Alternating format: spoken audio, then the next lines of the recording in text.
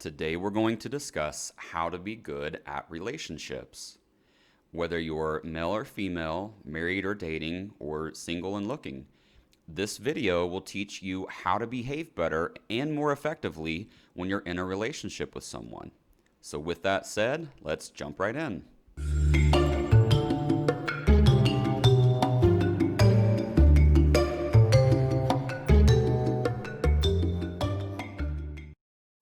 How to be good at relationships is a topic near and dear to my heart.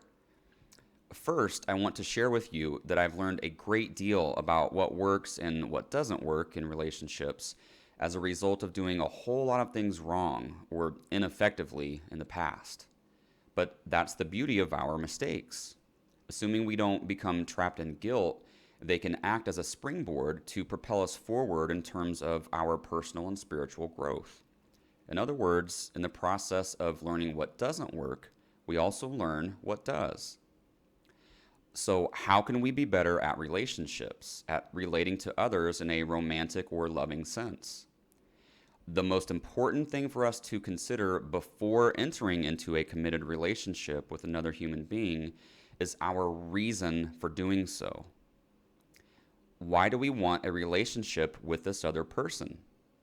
Is it just because you find yourself physically attracted to the other party? What are you seeking out of the relationship? What criteria must be met in order for you to classify your relationship as working well or good? What specifically do you want to occur as a result of this union? When we use introspection and begin asking ourselves these questions in advance prior to entering into a relationship, we bring self-awareness to the subject.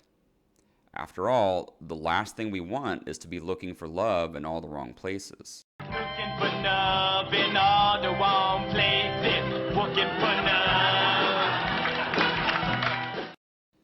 By increasing our self-awareness, we're able to gain clarity on what it is we're seeking and what's important to us as an individual, so that we not only better understand ourselves, but we're also able to clearly communicate our wants and desires to the other party.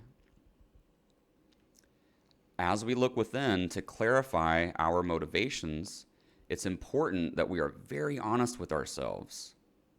Of particular importance, if we discover through our self-reflection that we are looking for the object of our affection to make us feel complete, the relationship is likely to be doomed from the start.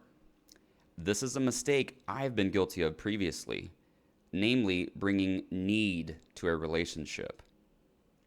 When most of us enter into a relationship, it's almost like there's this unspoken agreement between us and our significant other. You make me feel more whole, and in return, I'll make you feel more whole too. If you find through your ruminations that this idea holds true for you, that you're looking for someone to help you feel more complete, as I have done in the past, then this is your indicator of lack within. Something is missing. Something is lacking inside that is causing you to feel incomplete.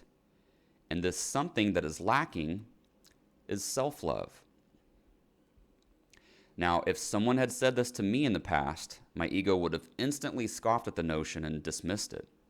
So, rather than make a judgment here, I invite you to explore this notion and allow experience rather than assumption to be your guide. Personally, I've tried both paths, taken both approaches to engaging in relationships with others, and I can truly say that when we expect another person to make us feel better, rather than caring for our own internal state, we are setting ourselves and the relationship up for failure.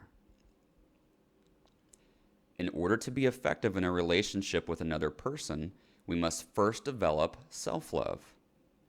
Now, as a quick side note, be sure to watch this video until the end, where I've posted a link to another video I've created entitled "What is Self-Love?", which goes much more in depth into this concept.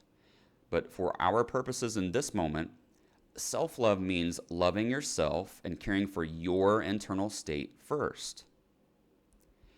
This may sound to some as the epitome of selfishness, but we're not talking about selfishness. We're talking about love. Love is not selfish. When you love yourself, you care very deeply about how you feel inside.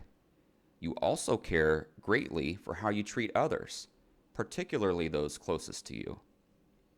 Loving ourselves and looking after our own well-being allows us to bring our best self forward to any situation. And the more we love ourselves, the greater our capacity for love to share with others. If you are already in a relationship with another person, it's certainly not too late to begin engaging in self-love. This simple notion can significantly improve a relationship's status.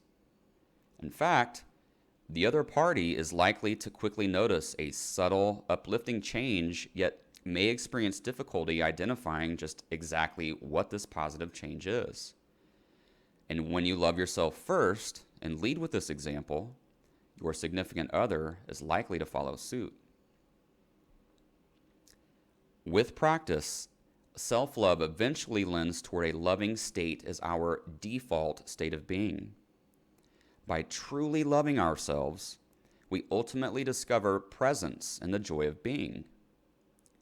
While previously it may have been difficult to be alone with yourself, with self-love now in our corner, we've learned to enjoy our presence.